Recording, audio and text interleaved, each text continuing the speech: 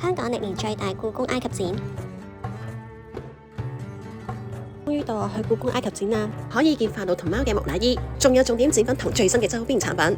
雖然開咗幾個月，仲好多人嚟睇。今次展出250片埃及國寶，部分仲係首次展出。重點必睇貓木乃伊，係獻俾貓神巴斯特嘅貢品。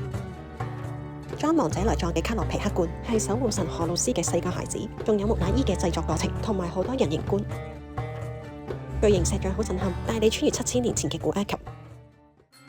探索古文明同信仰，繼3星堆之後嘅極推薦。圖坦卡門係埃及史上最年輕嘅法老，19歲就英年早逝，用光雕投影技術還原佢原本個樣。呢位係圖坦卡門嘅父親，仲有祖母太伊皇后，係古埃及最有名嘅平民皇后，仲有曾擔任阿蒙神大祭司嘅謝遜克二世，同父親共治20年，打造古埃及黃金嘅年代。仲有掌管戰爭同醫療嘅獅子女神荷馬神威廉，仲有盜墓迷城裡面嘅聖甲蟲、死神同冥界守護神阿努比斯神，引導亡靈去冥界。仲有好多黃金打造嘅飾物，件件都係頂級嘅工藝品，古文明號一定要嚟睇啊！